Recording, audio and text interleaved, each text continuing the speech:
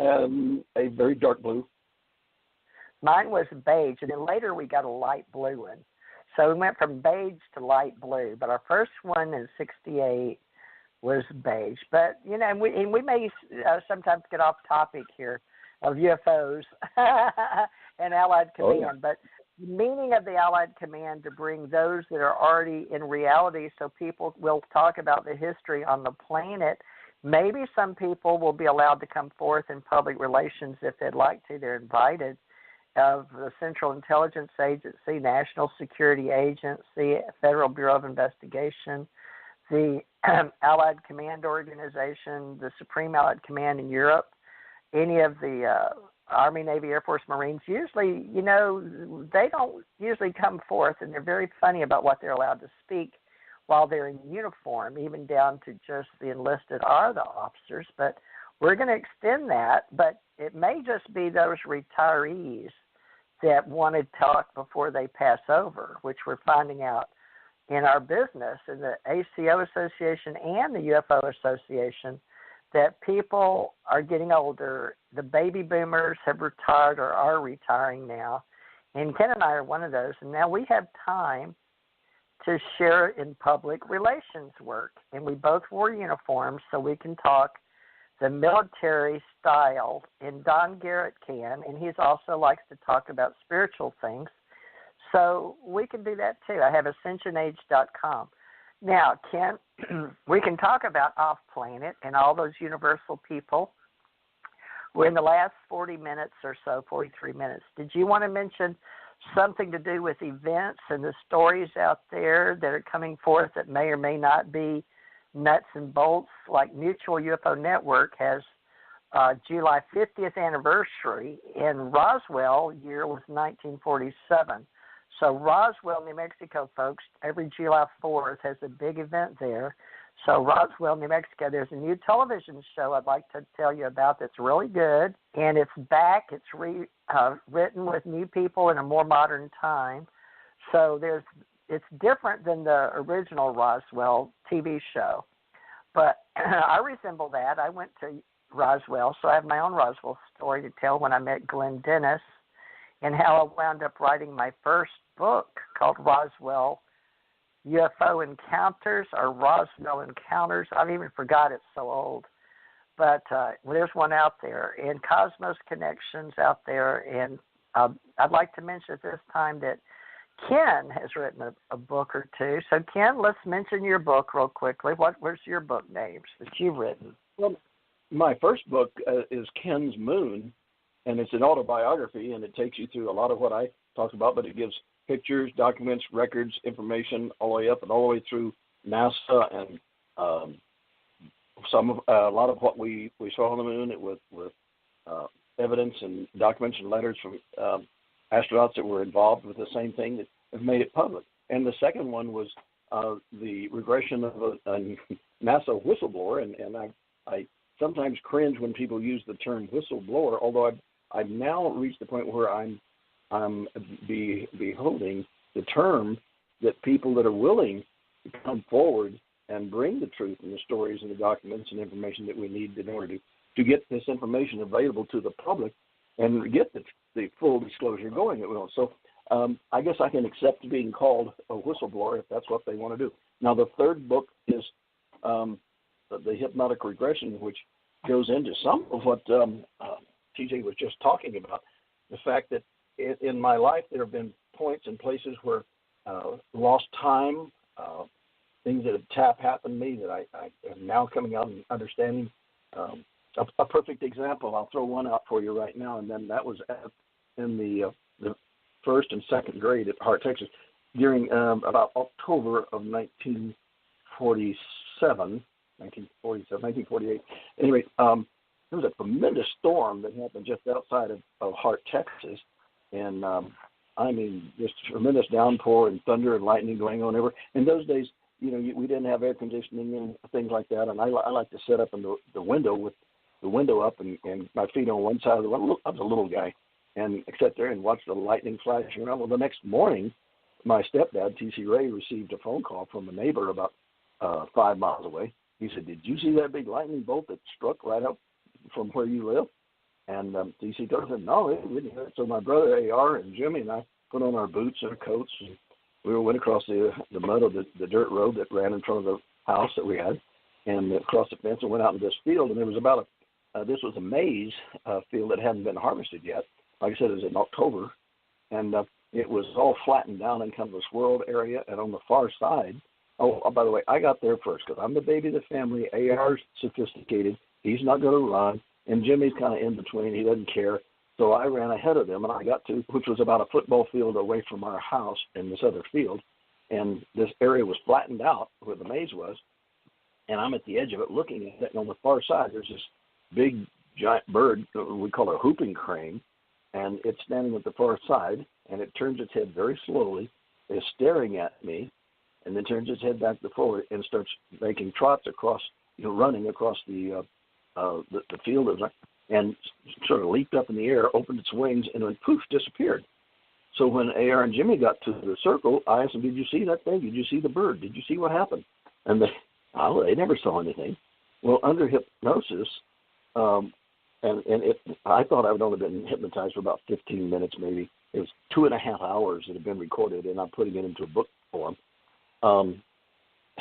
What came out of that is he asked me, what does the bird look like? He said, and I was describing. He says, take a look at the feathers, and look at the feathers. If they fall away, what do you see? And it's a long pause, and I said, it's this gray-looking being, and in reality, what it was a gray, and it made several steps across and was beamed up, and then left. So those kind of things are coming out of the hypnotic regression. And another session is going to be done here in the next couple of months, and hopefully I'll be able to give more information, particularly about our project having to do with Mars and our Mars space station that we have there. And a gentleman by the name of Andy Bishago, he's an attorney up in Washington area, Washington State, and he was a part of the Secret Space program, and where we had a base and everything on, and we have actually jump rooms. And by jump room, I mean the ability to teleport from one place to another. So for people that have been listening to this for the first time that don't have the experience, they're going to say, oh, that's a bunch of hooey, a bunch of ha-ha. And I tell you what, you go ahead and think about that. But if you want to do the research and dig in and get the truth, you realize that since President Eisenhower had the contact with the beings that offered a lot more technology, et cetera, but we were right at the end. This was 1948, and I believe it was 48, where Eisenhower made a meeting with them, and they were offered the technology that we needed at that time. But the decision was made. We just finished up World War II, and to maintain peace in the world, the story, the joking came out. You know how you keep peace in the world? You have the biggest hammer, and that's what happened with the H-bombs and all. It was the biggest hammer. Well, since then, and in Eisenhower's departing when he left the office of president, he said we had to look out for the what in the world was this here? TJ, help me out with the term, what we called it, mercy. Anyway, you had to look out for the government getting control. Military-industrial complex. Yeah, the industrial complex. Thank you so much, dear. I appreciate that. I don't know if it's age or what, but sometimes you get so caught up with so much you're trying to get fast as you can that you get kind of clogged up. I do that Forgive me. We all do. We all do. You folks just bear with me when that happens, and I'll do my best to keep the truth going. So, as I'd mentioned, Andrew Bishago could tell you an awful lot. He's an attorney, and he's become a very dear friend of mine. And we found out that he and I actually wound up meeting each other on Mars as part of the Mars basis that we had. He started that, and how I found out about him was the Pegasus Project. That's correct. So everybody look up the Pegasus, just like the horse, Pegasus, Pegasus Project, and you'll find in YouTube and on the website Andrew Bishago, and somebody in the past called it Basiago, Basiago, but he says, and I'm getting this from him personally, if my ears were in tune when Ken and I met him in 2017. Had you met him before you and I were with Andy? But it was Andrew Bashago. He's just Bashago. So like Dr. Bashago. No, but when I met him for the first time, it was like we knew each other had known each other for years, and now I'm starting to understand why. And of course now, who's the Indian that William Whitecrow was also there on Mars at the same time. They'd gotten into an area where it was kind of a life or death situation, and I flew over in what we call the hopper. It's kind of like a rocket or jet propelled helicopter device where I could fly over and land in the area and pick them up and got them out of it. So that's where we first had come in contact. Was on Mars. Now I'm anxious to get more information about that, and not Andrew, Sasha.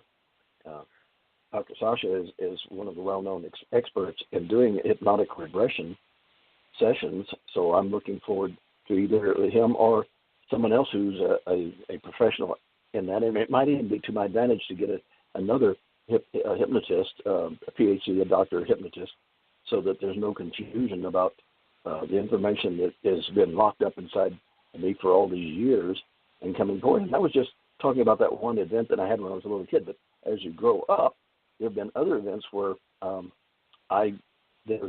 in my memory, where was I? What happened? And there's this big blank. And then, of course, now I'm the only one still alive. My two brothers are gone. My mother's gone. The fathers are gone. The stepdads are gone.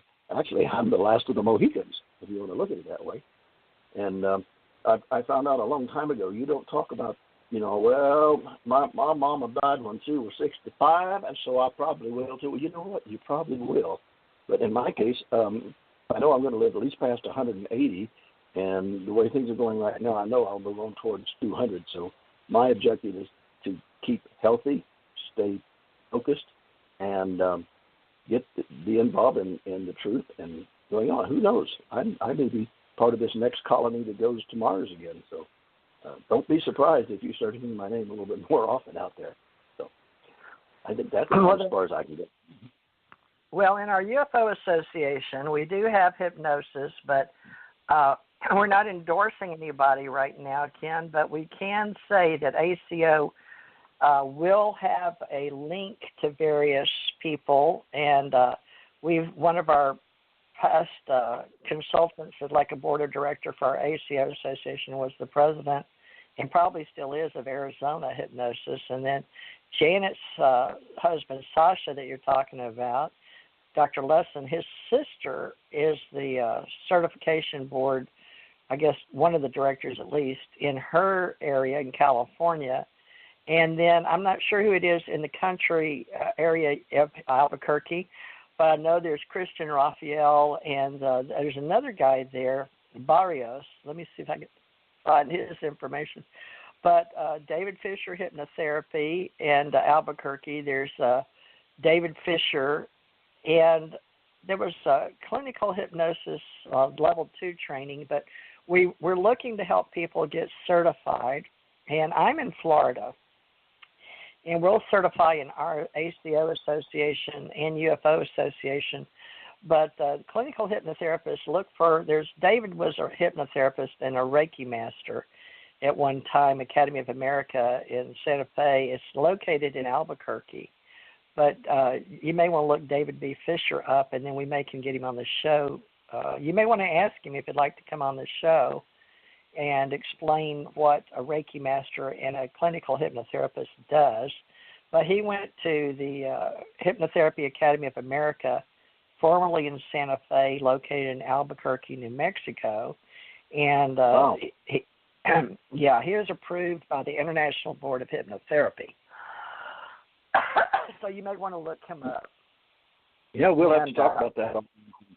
Now, see, I actually was a hypnotist back during high school and in junior college because I had studied as a very young teenager all the systems of hypnotism, and at military school I actually would hypnotize some of the students and help them cram for exams and be able to remember everything that they had studied and read. So here I was very concerned. I had actually keyed